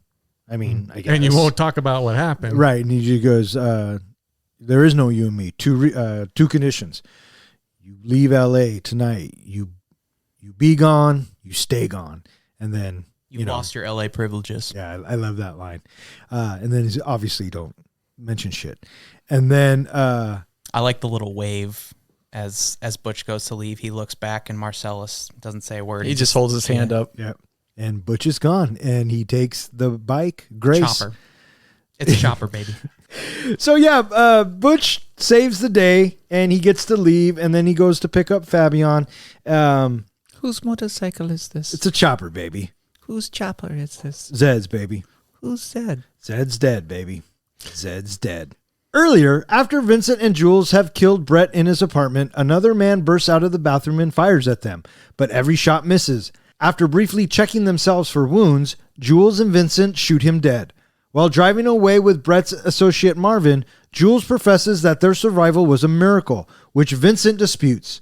Vincent accidentally shoots Marvin in the face, killing him and covering Vincent, Jules, and the car's interior in blood in broad daylight. They hide the car at the home of Jules' friend Jimmy, who demands they deal with the problem before his wife Bonnie comes home. Marcellus sends a cleaner, Winston Wolfe, who directs Jules and Vincent to clean the car, hide the body in the trunk, dispose of their bloody clothes, and take the car to a junkyard. At a diner, Jules tells Vincent that he plans to retire from his life of crime, convinced that their miraculous survival at the apartment was a sign of divine intervention. While Vincent is in the bathroom, a couple, Pumpkin and Honey Bunny, hold up the restaurant and demand Marcellus's briefcase. Distracting him with its contents, Jules overpowers Pumpkin and holds him at gunpoint.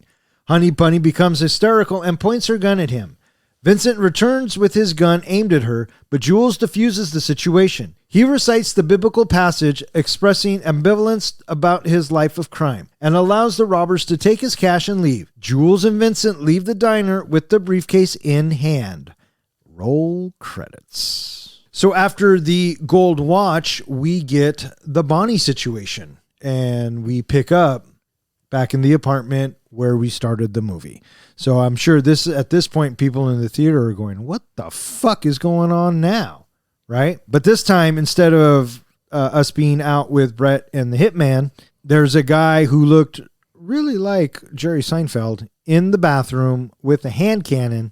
And after Jules and Vincent shoot Brett, he comes out, shoots at them, and he misses. What'd you guys think of this whole bit with the divine intervention? I really enjoyed the scene because this is where the whiplash happens.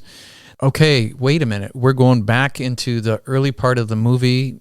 Vincent's still with us. Okay. And so watching it play out now, there's a whole nother part to this apartment scene. Holy shit. Why do we? Okay. Now I get it. And so I just loved the twist that it gives us in the story, that it's not being told in a linear fashion now. And I thought that it was really, really exciting having this happen this late into the movie, because I am just bowled over yet again by another fantastic situation that this movie is giving me. I am just so flabbergasted that we have yet something new unfolding before us, that the story isn't being told linearly. It's very exciting. I was excited when it's not the end of the film and we do flashback. I was one of those people that are caught off guard. I think it's funny when people say they're confused by that or they don't like that choice. But I mean, it's unconventional is the right word for it, but I don't recall any other movie myself that employs it in such a good way. For me, I thought this was kind of like the dream sequence, that this was going to turn out to just be a flashback of something that happened. Someone later is just having a flashback to what happened in this thing. I didn't realize that we were taking it all out of order. I do want to say the first time I saw this movie or saw this scene, it was actually very confusing to me, because I actually caught that right before the guy comes out of the bathroom, there was already bullet holes in the wall. And when he comes out and starts shooting and they turn around and say it was amazing, I'm like, but there was already bullet holes there. Did you catch that there was bullet holes before he came out of the bathroom shooting? No, I never looked. Yeah. I didn't either. No, I never noticed that. I did notice that they emptied their clips into Brett, so their guns should have been empty before they quickly fire back at the guy jumping out of the bathroom. So yeah, they go into the car, and this has to be one of the funniest bits in the entire film. I was laughing so hard. The dialogue between, they're still talking about whether or not this was an act of God. And Jules is adamant that this was a miracle, and he wants you to fucking acknowledge it. And they're talking about it, and Vincent turns around and says, Marvin, what do you make of all this? Marvin says, man, I ain't even got an opinion. And then we cut back to Travolta. You got to have an opinion. What, you think God just came down and magically stopped the bullets? And then his gun goes off. And it was just, you just see the explosion against the back of the windshield. And it, you know, when you first see it, you, like them in the car, you go, oh, right? And then just the way they play it off is so funny. That line, the delivery from Travolta, he said like he was trying to get into his character. Like, how do I deliver this line? Like, at face value, it's a horrific thing. It's horrible. He just blasted a guy in the face, and there's viscera everywhere. And John Travolta said he knew he had to say it funny or he wouldn't get through it. Yeah. Shot Marvin in the face. Yeah, it's so good. So, yeah, now they're in trouble, right? They're driving around L.A. in the middle of the day, actually in the morning. Covered in blood. Covered in blood. 8 o'clock in the morning. So they call Jules' partner, Jimmy, who was played by Quentin Tarantino. They pull into his house, and outside of Tarantino using the N-word in this is probably some of the funniest dialogue. It is great seeing these characters come from a situation where they're in complete control of the room and everything that's happening, and then they're thrust into this situation where you almost see them panic because they are exposed, they are vulnerable, they just killed somebody they didn't mean to, and they have no idea where the fuck they are. So they go to Jimmy's, and the whole bit with, you know, you got to call your people. You don't want to fuck my shit up? You're fucking my shit up right now. Do you see the sign in my yard? Oh, yeah. Well, Sign above my garage, specifically, I think it was. Jimmy is clearly upset. He's kind of a disgusting character. I love the shift when we transition to the next part of this scene when the wolf. Yeah. So they're at Jimmy's house, and Vincent calls his people, which is Marcellus, and I love the interaction between the Marcellus and Jules, right? Marcellus eventually tells him that the wolf is coming, and it's Harvey Keitel. And I like we cut to a cocktail party at, we have to assume, at 8 o'clock in the morning. So Bonnie gets home at 9:30. It was gambling. Oh, was that what it was? Yeah. Yeah. You hear him about passing the shoe, and you also hear some other reference made to gambling. But yeah, it's 8 o'clock in the morning. And they're all dressed to the nines. He's on the phone. He's getting the names of the participants. He's 30 minutes away. I'll be there in 10. Did you see that he's noting people's race Yes. as he's writing Yeah. it down? Black, white. Yep, yep. So he knows, you know, when he gets there. The interaction with the wolf coming in and Vincent saying to him, you could say, please. I know that we knew that's not where Vincent dies, but I thought, oh my God, something's about to happen to him. Yeah, and it's funny because the look that Jules gives him, like, are you out of your fucking mind? What did we just talk about, right? The way that Harvey Keitel's character handled that, you know, he didn't, you know, get upset. He didn't like blow his lid. He just kind of, you could tell he was stressed and that he wanted to get things done and wanted everybody just to do what he said, but he kept it on a level that I thought was interesting. Yeah, I mean, he's calm, cool, and collected. And this is also the bit where he takes a drink of coffee and he looks at Jimmy and nods because, well, he buys the expensive gourmet shit. It is interesting to see Jimmy's change in his personality. He's very fucking pissed when it's just him, Jules, and Vincent. And then when the wolf shows up, obviously he knows this guy's going to get them out of the situation, so he should be nice to him. But he's extremely nice. He's very, very nice to the wolf. So Wolf's polite demeanor is it's very, very fun to watch how effective he is and how calm, cool, and collected, as you just said, he is. And I dug how when Vincent confronts him about the manners bit, left frame you have Vincent and he is in light, and then right frame you have, well, no, not right frame, but probably center frame, you have Jules with his arms folded in the doorway, and so he looks relaxed. And then we can see that Vincent continues to stay in light in the next shot after the wolf says something else, and then we come back and Jules, he's ready to walk out the door, and Vincent speaks up, and then Jules comes back in, but he walks into a shadow, so he stays in the dark, and Vincent stays, well lit throughout both of these camera shots. And I dug that style because it was telling us that our attention is supposed to be on Vincent, and I loved having the polite but curt comments that the wolf makes back to him. And it was, I just thought, it's for such a simple little scene, it was so fun to see that little exchange. Yeah. I love that you bring up the lighting. We would be remiss if we didn't even just mention, I feel like throughout the entire film, I love the way he plays with the light. I love when we get close-up shots of these characters, their faces look like they're glowing almost. It's fascinating. I like the way he uses his camera and the lighting together to really illuminate these stars. Sure. Yeah, there are several of our characters sprinkled throughout where there are multiple light angles on them, so they are very well lit. I can't think of another shot or really just a film in general where Sam Jackson looks so good. He looks so handsome, especially those close-ups in the diner. At the end. Yeah, he looks great. Yeah, completely. So the wolf comes to the rescue. They are able to disguise the car. They get all of the bloody clothes, put it in the trunk, and they're going to take it to Joe's monster truck and tow to get rid of the body. So they do that. Well, first we see them get cleaned up with the hose. Yes.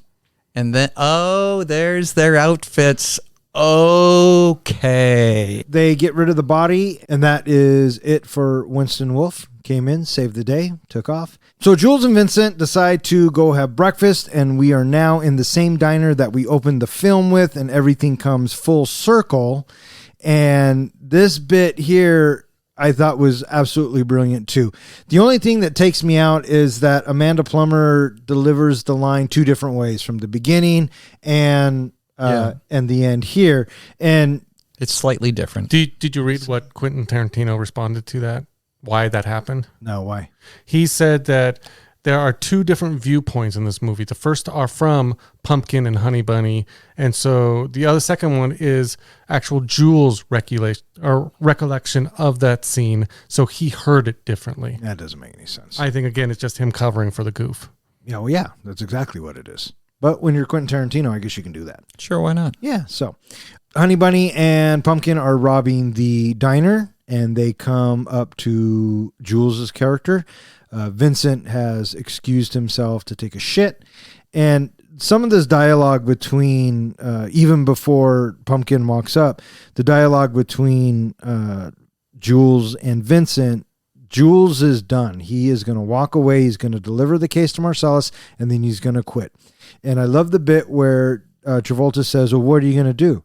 He goes, well, I'm just going to walk the earth until God puts me where he wants, like King from Kung Fu. So the robbery is in progress, and Pumpkin comes over and asks... what's in the case?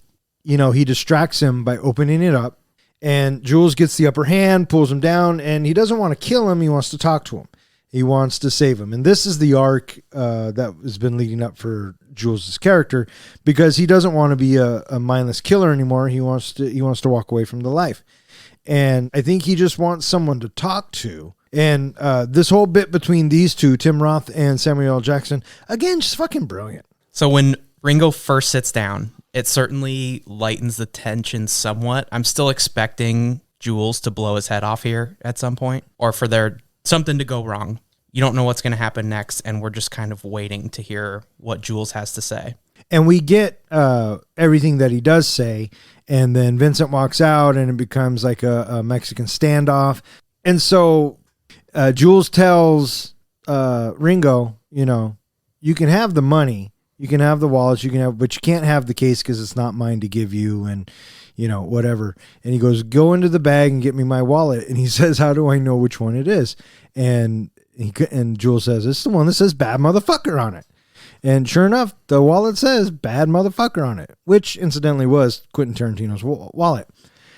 He comes out, he gives him $1,500, and he says he's not giving it to him. He's buying something, and he's buying his life, because this means that Jules doesn't have to kill him, which I thought is really kind of the turn. You know what I mean? So, yeah, great scene. Great scene. One of the things I really appreciated about this scene was you kind of talked about the dialogue that Jules gives.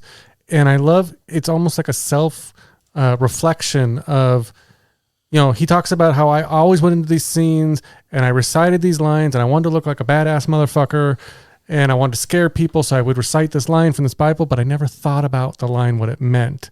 And he says, and talking about walking the path of redemption and everything like that. And I love that just whole self-reflection in that you can see the change happening like you were talking about. Yeah.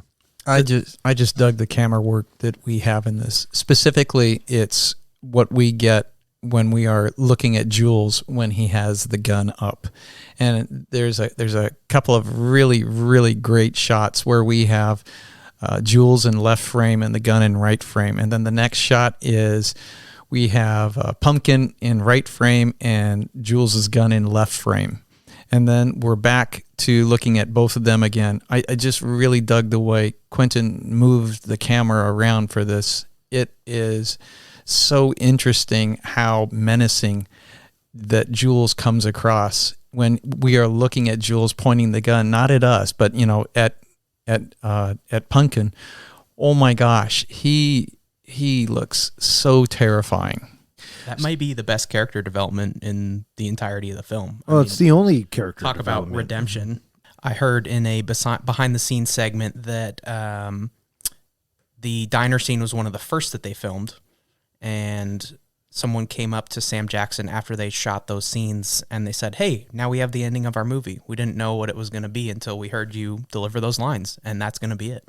Yeah, and sure enough, it was. So he lets Pumpkin and Honey Bunny go with all of the wallets. Jules and Vincent take the case. They are going to take it to Marcellus, and that's the end of Pulp Fiction. But I love the way that they swagger out. Oh, absolutely. And then the song that plays with it, and Yeah. absolutely. I know. It was kind of funny for me to see them swagger out wearing those shorts. With their pistols tucked in the waistband. Mm-hmm. The relationship between Vincent and Mia, I feel like, is my favorite aspect of the film. Obviously, we talked about the power dynamic, how things play out between them, the way that, as with all other situations, things go critically awry. I like the way they teased out the will they, won't they between them. There is some tension. There is clearly an attraction. There's a lot of romance between these characters. But ultimately, like I mentioned before, it seems like Marcellus and perhaps Mia as well they have a vision for Vincent. He just came back from Amsterdam. They're trying to get closer to him. It seems like they have a very close relationship, Vincent and Marcellus. So my impression is that whatever Marcellus has in mind for Vincent, he wants Mia to meet him and he wants her feedback on what she thinks of Vincent as well. Clearly, through watching Vincent in the bathroom, he's trying to convince himself, no, this is a platonic relationship. I'm not going to do anything over the line with this woman. There's really not much more to read into that other than I saw that the book that he was reading throughout the movie, Vincent was reading Modesty Blaze. And I never heard of it before, but it was an old comic. And apparently, Modesty has a completely platonic relationship with another male within the story. She's the head of a massive crime syndicate. People speculate on her relationship with this person, but it is strictly platonic. So I have a feeling that maybe Vince was reading into this character to see, okay, what does a platonic relationship between a woman in power and a man below her look like? Yeah, interesting.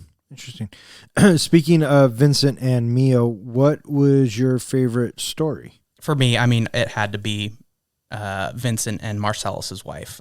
Mia's my favorite character. I love watching those two actors on screen together. There's so many great bits within that span of the movie. So hands down, Vincent and Marcellus's wife. Nice. Professor? I'm torn between the first and the third. I really, really enjoy the Bonnie situation. It's really fun watching that whole bit. And the fact that you get that epiphany of my story arc is not linear. I guess I got to go with that. Yeah. I originally was going to say the prelude scene where they go into Brett's apartment and do the whole thing. But the more I think about it, I think my favorite scene is the epilogue, is that final diner scene and the dialogue and the change that we get from Jules.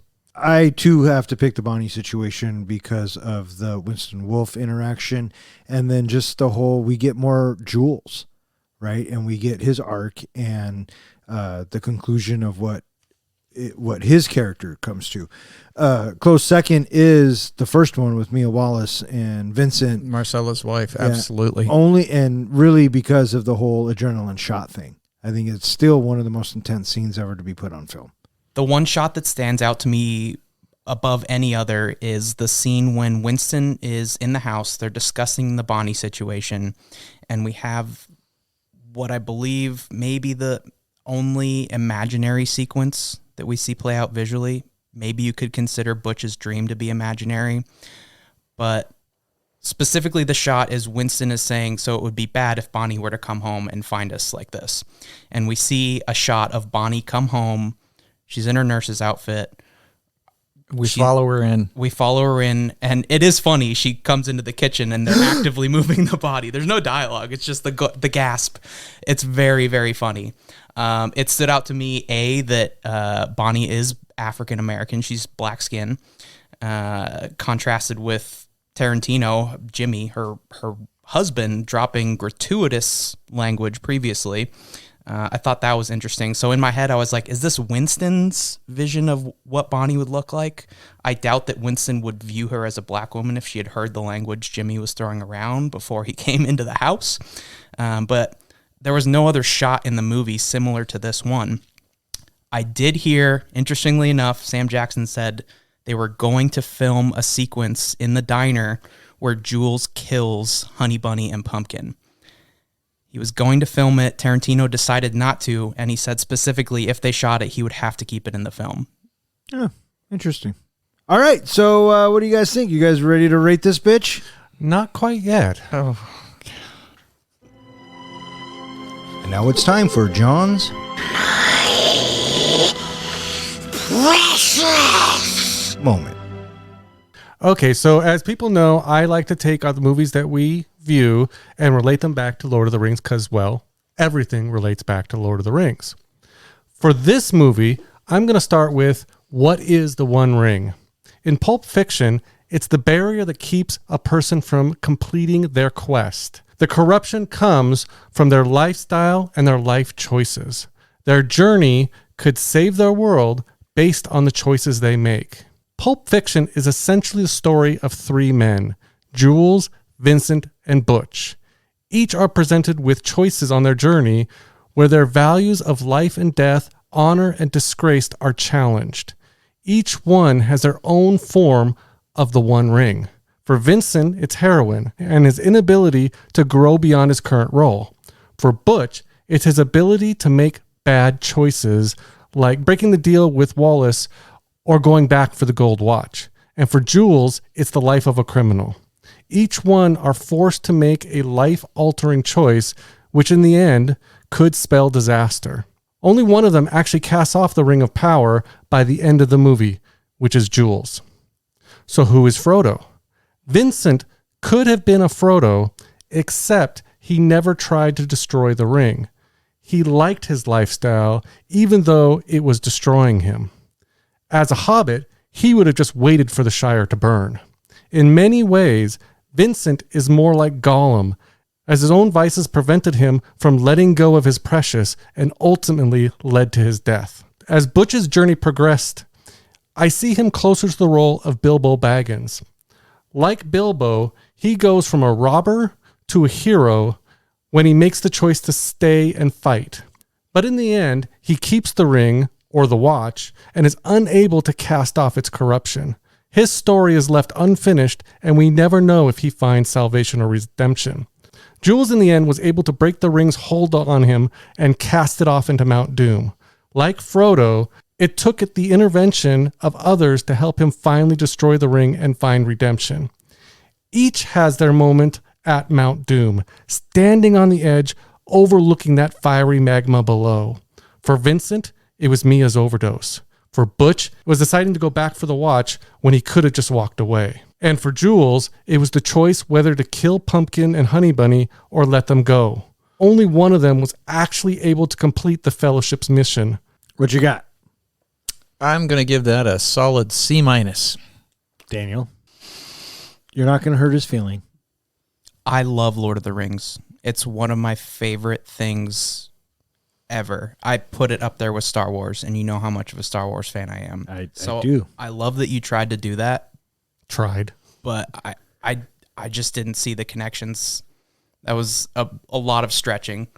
There were some moments where I guess I could see the parallels or the connections there, but there was a lot of stretching there. What's your grade? I'm looking this way. You can say whatever your grade is. I mean, I guess a D? I don't know if it passes, man. You need to go to summer school. My man, I'm going to give you a C just for all of the effort you put into that. There was good effort. And that was John's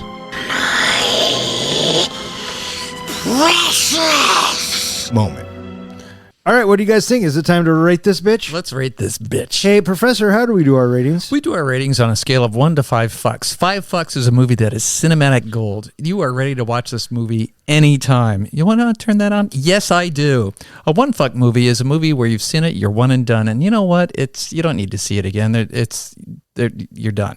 And what's a 0? A 0 is somebody owes me 2 hours of my life back. Ugh. And well, in other words, we just don't give a fuck.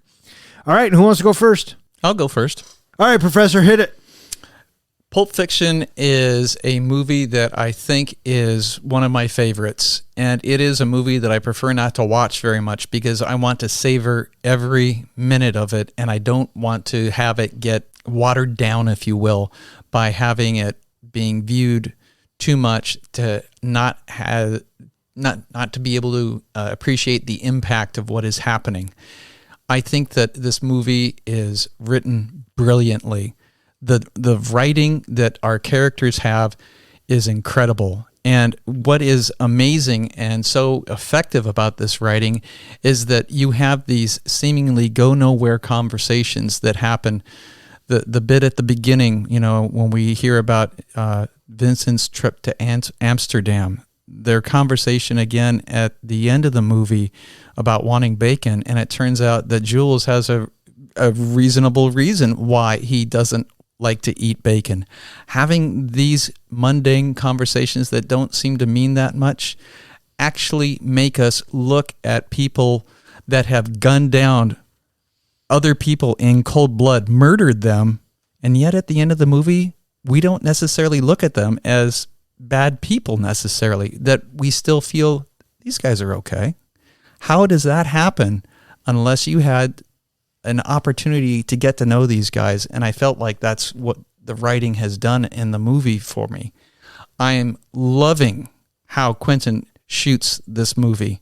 His camera work is beautifully done. I love all of these little moments that he gives us to show things just a little bit differently. The fact that he doesn't tell the story in a linear fashion blew my mind, and it was delightful to have that to turn over in my head days after seeing the movie. So then that happened, and then that, I loved that. It stayed with me thinking about having the story being told in that way, because I didn't remember ever seeing another story like that just turned it around in such a unique way that it's a big gotcha. When that happened, I was floored by that. I dug the music. The music made the movie a lot of fun. And as horrifying as some of this stuff is, it also works on other levels with, just how funny some of these times in the movie are. I loved Mia Wallace. Oh my gosh. Watching her and Vincent together, I so dug their chemistry that they had with each other. The overdose scene, unbelievable, just incredible. And when I put all this together and I think about, other movies, I just can't help but think that this movie is on just about anybody's top 100 of all time movie lists. I have to give this movie 5 solid fucks. 5 fucks from the Professor. That's 2 weeks in a row, right? Yes, sir. You gave Goodfellas? Yes, sir. Yeah. Candy store is open, folks. Would you like me to go next? Yes, sir. Sure thing. With Pulp Fiction, Tarantino has created his own Greek tragedy where the main characters bring doom upon themselves, whether it's Vincent's heroin addiction, Butch's crossing Wallace, Mia's drug issues, Wallace's drive for revenge, Pumpkin and Honey's holdup. Each set themselves on a path of destruction and doom. Only one character throughout the whole movie was able to turn off that path, Jules. The message and the intent of Quentin Tarantino was clear with the way he made this movie. Understanding this theme makes the movie easier to follow, with its intersecting stories and non-linear timeline. The dialogue is pure Tarantino, which is something I always love. The fact that he was able to pull such amazing performances out of Travolta, Willis, Jackson, and Thurman is again just a credit to Tarantino. By far, this is one of my favorite Samuel L. Jackson performances, and that includes his Marvel appearances. My only complaint that I have about this movie is, again, I'm not a fan of the non-linear timeline design that he set up this movie. I know that's a big like for a lot of other people. It just doesn't work as well for me. Technically speaking, though, I love the camera angles. I love the effects. The dialogue kept me engaged and entertained. Overall, great movie. I would be up for watching this movie again, but I don't know if I'd go actively looking for it. I would recommend this to anybody who loves any Quentin Tarantino movies, but for folks who aren't into heavy violence or offensive language, I'd tell them to avoid it. So for me, this movie gets a solid 4.25 fucks. Well, there you go. 4.25 fucks from the comic book guy and 5 fucks from the professor. What can I say that we haven't already said ad nauseum during this podcast? I will just say this. This movie had a profound effect on me. My brother Eric and I, to this day, still quote Pulp Fiction to each other. What I liked about this film was the cast. They were dynamic. I would dare say that this film was perfectly cast. The story was so well written and extremely smart, sometimes confusing. The story takes lefts and rights and that keeps us on our toes, and in the end wraps it all up completely. The soundtrack, I had this soundtrack on heavy rotation back in the day. I would wake up listening to the soundtrack. I would go to sleep listening to the soundtrack. The filmmakers, Quentin Tarantino and his editor, Sally Menke, created and stitched together something special, a trend that would go on to continue for many more Quentin Tarantino films. Coming in at 2 hours and 34 minutes, for the most part, this film flows very well, and the runtime is barely noticeable. However, for me, when we get to Fabian and Butch, it just kind of drags, and it kills the vibe of the film for me. If I'm watching Pulp Fiction and I stumble onto this scene, I'll turn the channel. But if it's any other scene, I'll watch it. Why? Because I've been quoting this movie since 1994. So all of that being said, I'm going to give Pulp Fiction 4.75 fucks. Right on. There you go, bitches. All right, little one. I'm glad that you guys went first. I will echo Don's entry into his review and say there's nothing that I could say that we haven't already said, that anyone has ever said about this movie. I love it. It was extremely well written. The actors say the dialogue is just incredible. Obviously, it took them to say the lines, but Tarantino has a way of writing dialogue that people seem to resonate with. Music, I was listening to the soundtrack on the way over here. I had to. It got me in the mood. I agree with what the professor said that, I don't want to watch it too much to take away the magic of the film. I watched it 3 times this week. I overprepared.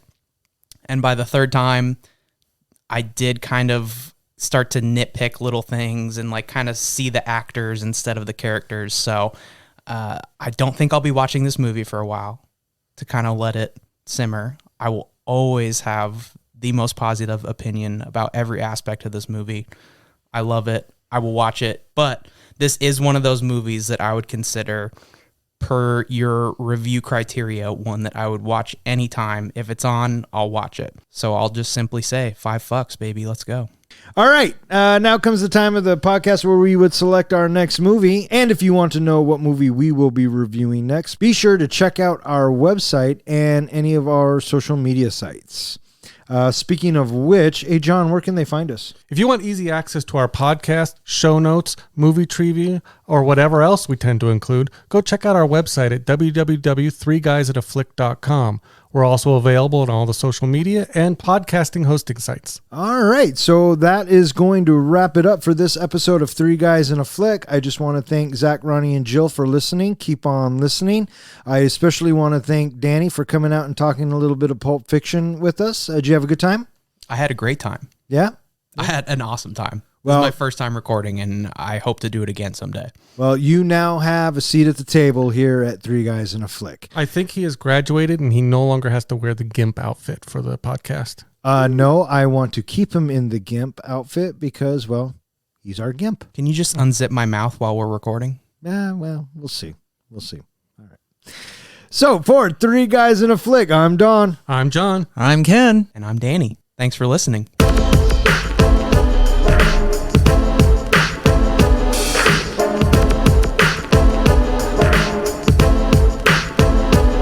It was a fucking miracle, and I want you to acknowledge it.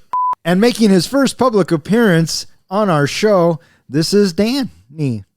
Danny. Yeah, I know. Well, do you want... It's Danny, right? It is pronounced Danny. Yes, Yeah, that's you. correct. Thank you, fuckface. But if something starts going wrong with you, Don, if you start coughing or anything, I'm going to stab you in the chest. Do you got to stab me 3 times? Pretty please. With sugar on top. Clean the fucking car. I learned this week that you never search for the words nubbin lovin', Why would you get... amputee sex, foreshadowing. Your favorite word. Your favorite word. My favorite word is foreplay. It's okay, Danny. You can laugh. I don't think there was any foreplay in the basement. Spoiler alert. Do you So want there to you talk about every foot in the movie? Do Sure, you there's a lot of do feet. you have a foot fetish? Well, I'm starting to now.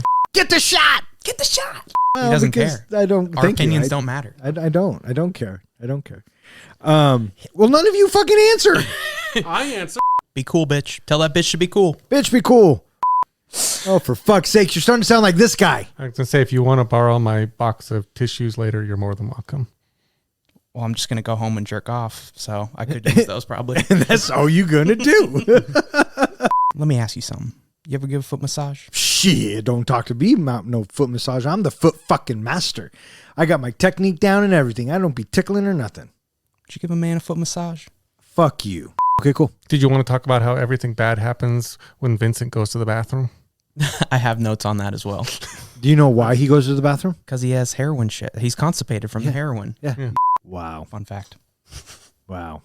I'm fucking blown away People by are that. gonna You know love what? that. Fucking People are gonna love podcast that. over. Fuck, I don't think it gets any better than that, Daniel.